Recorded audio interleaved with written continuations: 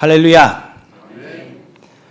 주님께서 고통을 통해서 우리에게 생명을 주셨듯이 우리도 그 고통에 동참할 때에 생명의 빛을 낼 수 있음을 기억하는 우리 전도자들 되시기를 주님의 이름으로 간절히 축원합니다. 전도는 모든 그리스도인의 기본적인 실천사항입니다. 복음서에서도요, 주님의 사역을 가만히 살펴보면은 그 복음서에서 주님의 사역 전체에서 늘 주님이 강조하시던 것이 무엇이냐? 바로 복음의 선포입니다. 복음을 전하는 것, 전도를 강조하셨습니다.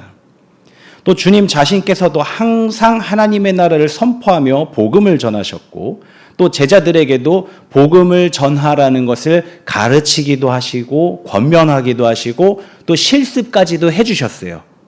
주님께서는 실습까지도 해주셨습니다. 그게 바로 주님께서 그렇게 강조하신 것, 그리고 마지막으로 주님께서 우리에게 부탁하고 하늘로 올라가시기 전에 마지막으로 부탁하신 것도 바로 다름 아닌 전도입니다. 이처럼 전도는 그리스도인에게 있어서 가장 기본적이고 가장 반드시 해야 하는 실천 과제입니다. 그런데 현대의 교회에서 전도하는 성도와 전도하지 않는 성도의 비율을 따져보면은 어떤지 여러분들은 짐작을 하고 계실 겁니다. 주님의 말씀대로 살아야 한다라고 말하면서도 주님께서 가장 간절히 부탁하신 이 전도의 사명은 외면한 채 나는 구원받을 것이다 라고 생각하는 성도가 대부분입니다. 이러한 심각한 문제의 원인을 우리가 지금 계속해서 살펴보고 있죠. 원인이 뭔가? 그럼 우리는 어떻게 해야 되는가? 계속해서 분석하고 따져보고 또 방법을 찾아보고 있습니다. 그 중에서 오늘은 그 중에서도 우리 전도자 개인의 경험과 또 그 아픔에 대해서 함께 이야기를 해보고자 합니다. 여러분들은 트라우마라는 말을 들어보셨을 겁니다. 이 트라우마라는 단어 자체는요, 원래 고대 히브리어입니다. 고대 그리스어, 고대 그리스어입니다. 고대 그리스어인데요, 이 트라우마라는 것이 원래 그 단어의 원뜻은 뭐냐면은 전쟁에 나가서 칼이나 창이나 활을 맞아서 심각하게 다친 상처를 뜻해요. 트라우마라는 게. 그래서 상처를 고쳐서 목숨을 건지더라도 후유증이 남을 수밖에 없을 정도의 심각한 상처를 트라우마라고 이야기를 했었습니다. 이게 단어의 원뜻입니다. 그런데 이제 지금 현대 사회에서는 이 트라우마를 이제 그 정도의 심각한 외상을 겪은 후에 이제 남는 후유증, 육체적인 후유증 혹은 이 심리적인 후유증, 마음의 상처 때문에 남는 심리적인 후유증을 트라우마라고 그 단어의 뜻이 살짝 바뀌었죠. 원래는 상처 자체를 뜻하는 의미였는데 지금은 후유증으로 그 뜻이 옮겨진 그런 경우입니다. 이 트라우마라는 단어, 특히 정신의학에서는요, 자기 인생을 뒤흔들 정도의 나의 삶의 방식이 뒤집힐 정도로 심각한 그 상처를, 마음의 상처를 이제 트라우마라고 이야기를 합니다. 그동안 수많은 전도의 시도와 그 실패, 그리고 그 실패했던 경험담들을 우리는 많이 들어왔죠. 그것이 수많은 성도에게 전도에 대한 트라우마를 만들었습니다. 그래서 거기에 더해서 현대사회의 풍조, 즉 서로서로를 용납하고 적당히 서로서로 어울려 가면서 살아가는 그런 사회 문화 풍조가 지금은 없어졌어요. 조금이라도 남에게 폐를 끼치지 않아야만 하는 사회가 되었고요. 또 조금이라도 폐를 받았다라면 그거를 또 그냥 품고 넘어가는 게 아니라 어떻게 해서든지 물고 뜯어져 넘어가야 되는 그러한 사회 문화가 지금 현대 사회의 문화입니다. 그런 트라우마들이 결국은 전도자들에게 있어서 전도를 하지 못하게 만드는 전도에 대한 트라우마를 더욱더 극심하게 만들었다는 것이죠. 다시 말하자면 전도의 실패에 따른 부끄러움, 그리고 또 인간관계가 틀어지는 것, 거절당하는 그 두려움이 극심한 트라우마가 되어서 성도들이 전도할 엄두조차도 내지 못하게 만들고 있는 것입니다. 그 결과로 복음을 권하고 전하는 것은 둘째치고 심지어는 사람들 앞에서 뭔 얘기를 하는 것조차도 두렵고 떨려서 그것도 못하는 사람들이 너무나도 많아요. 너무나도 많습니다. 그게 대부분의 사람이 되어버렸어요. 옛날에는요, 이건 단적인 예입니다만은, 옛날에는요, 음식점 가면은 그냥, 저기요, 여기요, 그리고 불러가지고서는 그냥, 이거 하고요, 이거 하고 주문하는 거, 이거 다 했었어요. 기본적으로. 식당 가면 다 그렇게 했었어요. 근데 가끔 이제 마음이 소심하신 분이 있으면 자기는 못하니까, 당신이 불러. 그러면서 이제 넘기면, 이 사람은 맨날 나한테 시킨다. 그러면서 그냥, 저기요, 불러서 하고 그랬었죠. 근데 지금은 이렇게, 저기요, 하고 부를 수 있는 사람이 오히려 적고, 그걸 못 부르는 사람이 더 많다는 뜻이에요. 지금은. 그러니까 그걸 못 부르니까 어떻게 해요? 벨 누르잖아요. 띵동 하고. 그 벨 누르는 것마저도 지금은 그것도 부끄러워서 힘들고 그러니까 이제는 아예 그 자리에서 메뉴 고르고 말 한마디 안 하고 메뉴 고르고 계산까지 그냥 다 해버리잖아요. 지금은. 그런 사회가 돼가고 있다는 거죠. 지금 우리가 살고 있는 사회가. 또 다시 말하면은 결국은 복음에 대해서 진리에 대해서 말하지 못하게 하고 듣지 못하게 하고 보지 못하게 하는 사단의 세력이 완전히 장악한 세상이 되어버렸습니다. 지난날에 우리 교회들은요, 이런 성도들의 전도에 대한 트라우마에 대해서 믿음이 약하다라고 치부했어요. 개인적인 문제다라고 치부했어요. 개인의 성품의 문제다. 또는 정신적으로 아직 미성숙해서 그렇다라고 취급을 했습니다. 그 덕분에 전도자들의 트라우마는 더욱더 견고해질 수밖에 없었던 것이죠. 그러나 이런 것은 개인의 문제가 아니었습니다. 이 사회가 그렇게 변해갔던 문제였고 단순히 믿음으로 극복할 문제가 아니라 치유받아야 할 상처였다는 것을 오늘 말씀을 드리고자 합니다. 그러니 전도자 여러분, 오늘의 말씀을 통해서 위로와 결단을 다지시기 바랍니다. 고린도후서 4장 7절의 말씀을 보면요, 바울은 이렇게 이야기를 합니다. 우리가 이 보배를 질그릇에 가졌으니 이는 심히 큰 능력은 하나님께 있고 우리에게 있지 아니함을 알게 하려 함이라. 바울은 복음을 전해야 할 전도자들을 질그릇이라고 표현을 했습니다.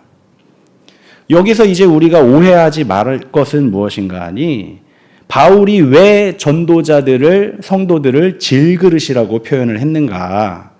낮고 천하고 자랑할 것 없이 못나서 그랬을까요? 보통 그렇게들 해석을 하십니다. 그런데 그보다 더 중요한 이유가 있습니다. 바울이 살던 로마 시대 당시의 질그릇은요, 가난한 사람들 아니면 노예 계급 그런 사람들만 쓰는 굉장히 천한 그릇이 아니었어요. 귀족들도 쓰는 그릇이었어요. 보편적으로 값이 싸고 만들기 편하고 대중적이고 그래서 편하게 쓰는 그릇이 질그릇이었어요. 아무리 돈 많은 귀족이라고 그래도 맨날 모든 거를 다 금그릇, 은그릇에다가 받쳐서 먹진 않겠죠. 그렇죠? 그리고 그때 당시에 또 철은, 금이나 은은 몰라도 철 같은 경우는 무기를 만들지 그거 갖다 그릇 안 만들어요. 농기구 만들지. 그렇잖아요. 그러면은 이제 보통 그릇을 만들었다 하면은 톡이에요. 질그릇이에요. 그래서 가난한 사람들은 물론이거니와 귀족들도 보편적으로 편하게 쓰는 그릇이 질그릇이었습니다. 바울은 바로 그것을 생각하면서 오늘 본문에서 전도자들, 성도들을 질그릇에 비유하고 있는 것이죠. 아주 평범한 사람들이라는 뜻입니다. 그런데요, 아까 전에 말씀드렸다시피 질그릇을 굉장히 낮고 천하다라고 평가를 하는 경향이 있다라고 말씀을 드렸는데요. 현대 사회에서는 그렇게 해석을 하죠. 심지어는 그렇게 보고 있습니다. 무슨 뜻인가 하니, 보편적이고 평범한 것들을 현대 사회에서는 무가치하게 평가를 해요. 그게 가치가 없는 것으로 평가를 하고 무시할 만한 것으로 평가를 합니다. 지금 사회가 그렇습니다. 특출난 상위 10%가 아니라면은, 아니 10%도 요즘에 인정 못 받아요. 상위 1%까지 올라갈 거 아니면 인정해주지 않는 문화. 옛날에 한참 저기 했었죠. 1등만 기억하고 2등은 잊어버리는 나라라고. 스포츠에서는 요즘에 그런 게 좀 나아졌습니다. 그래서 우리가 은메달 따고 동메달 따더라도 잘했다 하는 문화가 스포츠에서는 그래도 좀 나와요. 그런데 우리가 실제 살고 있는 사회에서는요, 여전합니다. 아니요, 오히려 더 심해졌어요. 1등이 아니면은 입도 열지 말아라. 1등이 아니면 손도 뻗지 말아라. 그런 문화가 우리 사회에는 아직도 팽배해 있고 더 심해지고 있다는 것이죠. 그래서 브랜드를 따지더라도 1등 브랜드가 아니면은 무시당하기 마련이고요. 실력을 따지더라도 1등 할 수준이 아니면 부끄럽다면서 나서지도 않는 그런 시대가 지금 현대 사회입니다. 우리 오후 예배 때 우리 열심히 반주하고 있는 시온 학생, 나이가 어리지만 중학생이잖아요. 어리지만 잘 칩니다. 잘 쳐요. 그런데 가서 제가 얘기를 하고 권해보면요, 자기 못 친대요. 물론 세계적인 피아니스트들이랑 비교해보면야 못 치는 거겠죠. 그런데 거기다 비교할 게 아닌데 상위 1%가 아니니까 자기는 못 치는 거래요. 그런 겁니다. 또 우리 여기 베이스 이제 치기 시작한 우리 정민지 선생님, 베이스 저한테 배운 지 지금 한 달 조금 넘었어요. 그 정도 치는 거면 굉장히 잘 치는 거예요. 그런데 본인은 못 친대잖아요. 못 친다고 부끄럽다고 안 치기 싫대요. 자기 차라리 그냥 찬양하고 싶대요. 제가 그래서 아니야, 지금 너만큼 잘 치는 사람 없으니까 그냥 쳐, 그러면서 계속 가르치고 있습니다. 이게 단순히 여기에서의 문제가 아니라 우리 사회 전체가 다 이렇다는 거예요. 내가 말을 잘 할 수 없으니까 나는 말 안 할래. 내가 복음을 잘 전할 수 없으니까 나는 그냥 복음 못 전해. 나는 못해. 그러니까 안 하는 게 나아. 그런 사회 문화가 지금 우리 가운데에도 있다라는 것이죠. 그래서 결국은 서로가 점점 더 소외될 수밖에 없는 거예요. 나는 못하니까 입 다물고, 나는 나서지 않아야 되고, 나는 그냥 가만히 있어야 되고, 죽은 듯이 살아야 되고, 그렇게 해서 점점 소외되는 사회. 결국 각자 서로가 고립시켜버리고 소외시키는 사회. 사탄이 가장 좋아하는 사회가 지금 이루어져 가고 있다는 것입니다. 사랑하는 성도 여러분, 세상을 구성하고 살아가는 사람들은요, 1등이 아니에요. 이 세상에는 1등은 한 명이지만 그 밑에는 전부예요. 1등 밑에 그 전부가 있습니다. 세상에 전부가 있습니다. 어디를 보고 살아야 합니까, 우리는? 우리는 어디서 살아가고 있습니까? 우리 가운데는요, 우리는 질그릇입니다. 그런데 우리 가운데요, 가끔 금그릇이 있어요. 어떤 분은 금그릇이에요. 어떤 분은 은그릇도 있으세요. 놋그릇도 있으시고요. 대부분은 질그릇이에요. 대부분은 질그릇이에요. 물론 우리가 품질로 따지고 보자면요, 금그릇, 은그릇, 놋그릇보다 우리 질그릇들은 품질은 형편없죠. 품질은 형편없습니다. 그게 사실입니다. 맞습니다. 그게 평범한 나예요, 그게. 1등이 아닌 나. 이 세상의 대부분을 살아가고 있는 나. 그게 바로 우리 질그릇들입니다. 깨지기도 쉽고요. 조금만 뜨거운 물 들어가도 잘못하면 금 가고요. 심지어는 값도 싸요. 동전 하나면 살 수 있어요. 그러니까 금 가면은 아낌없이 그냥 길바닥에 던져버립니다. 그럼 사람들이 밟고 지나가면요, 눈에 띄지도 않게 고운 모래로 돌아가 버리는 게 질그릇이에요. 그게 바로 우리입니다.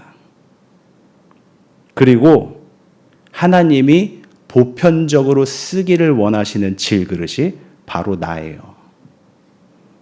사랑하는 성도 여러분, 상처받기 쉬운 성도 여러분, 트라우마에 떨고 있는 전도자 여러분, 우리는 질그릇입니다.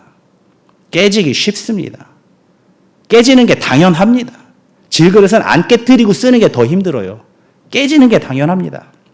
그런데 하나님께서 왜 질그릇인 우리를 택하셔서 복음에 전하는 그 귀한 사명을 질그릇인 우리에게 주셨을까? 우리는 그걸 생각해 봐야 합니다.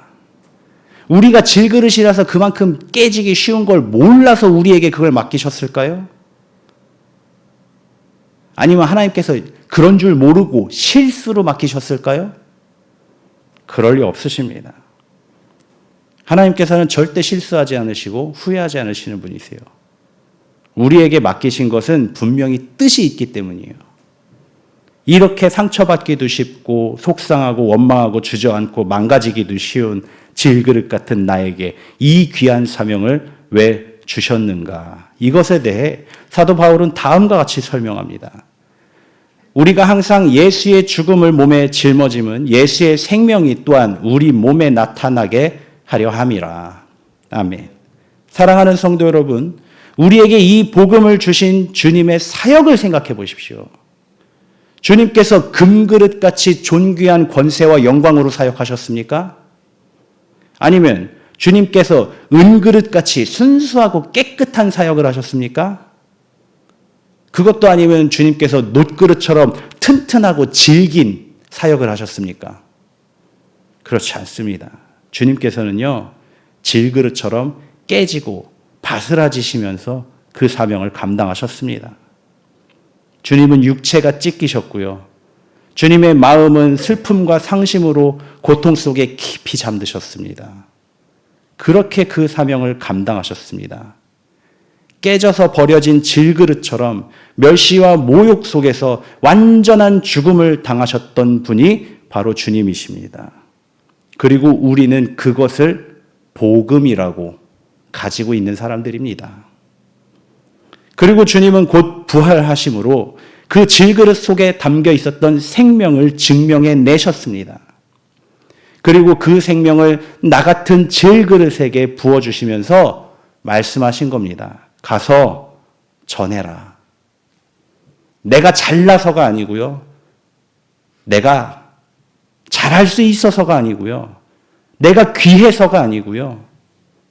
내가 가서 이 복음, 이 생명을 담아가지고 가서 깨지고 쏟고 흘려야 되기 때문에 그래서 나에게 맡겨주신 것입니다. 주님께서 물을 쏟으셨듯이 나도 내 안에 부어진 이 생명의 물을 쏟아야 하고, 주님께서 피를 쏟으셨듯이 나도 나의 눈물을 쏟아내야 하기 때문에 나에게 가서 전하라라는 사명을 맡기신 것이죠. 지금까지 우리는 전도에 대해서 계속 분석하고 고민하고 공부하고 있습니다. 오늘의 이 말씀을 통해서 우리는 전도의 새로운 방향을 찾게 될 것입니다. 사랑하는 성도 여러분, 전도는요, 믿지 않는 그 영혼 구원하는 사명, 중요한 사명이죠. 근데 그게 전부가 아니라는 거예요. 그게 전부가 아니라는 거예요. 내가 가서 그 전도를 위해서 나의 생명을 헌신하고 나의 육신을 주님의 고통과 함께 당하면서 나의 구원을 완성시켜가는 과정이 바로 전도입니다. 전도자인 나 자신이 주님의 고난과 죽으심에 동참하는 행위가 바로 전도입니다. 그 주님의 고난과 핍박을 나도 당하면서 체험할 수 있는 그 행위가 바로 전도라는 것이죠. 실제로 초대교회에는 많은 성도가 복음을 전하다가 죽었습니다. 현대에도 마찬가지입니다. 사랑하는 전도자 여러분, 복음을 전하면 죽게 될 것입니다. 사회적인 핍박과 멸시, 외면을 당할 것입니다. 먹고 살기 힘들 정도로 불리하고 불합리한 일을 당할 수도 있습니다. 무엇보다도 아프고 속상하고 상처받게 될 것입니다. 바로 주님이 그러셨던 것처럼 말입니다. 그 극심한 트라우마 속에 나를 던져서 금가고 깨지고 바스라지면서 내 안에 담겨 있었던 예수의 피를 세상 속에 쏟을 때 하나님께서는 길가에서 이제는 흙이 되어서 흔적도 찾아볼 수 없게 돼버린 나를 바라보시면서 미소 짓고 계실 것입니다. 고생했다. 많이 아팠지? 많이 속상했지?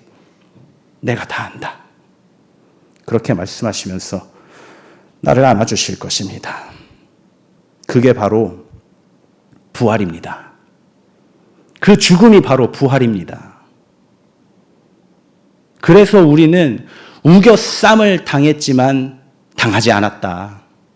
답답해 미치겠지만 낙심하지 않는다. 박해를 받아서 내 형체가 없어지도록 바스러지고 사라져버렸지만 버려지지 않았다. 또 여기 말씀에서 거꾸로 트림을 당했다라는 것은 당시 유행했었던 그 스포츠인 레슬링 용어예요. 레슬링 용어.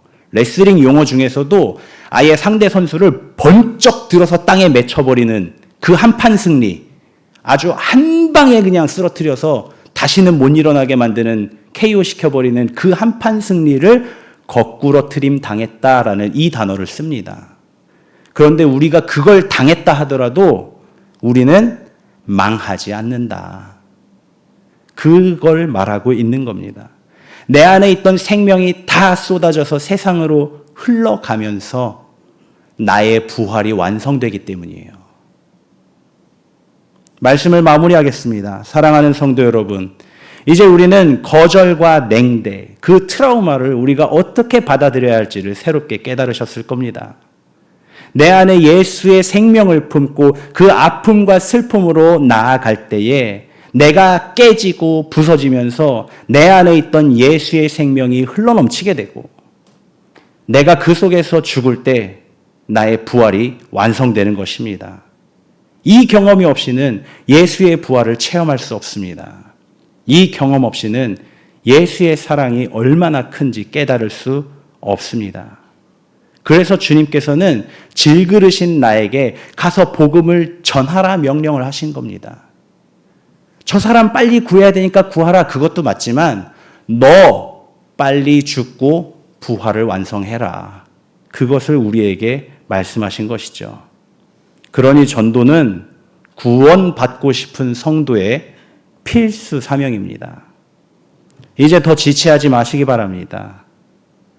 전도를 포기하셨던, 오늘 이 자리에 지금 없으신 분들, 전도를 포기하셨던 분들, 다시 전도자로 곧 일어서시기를 주님의 이름으로 간절히 축원합니다.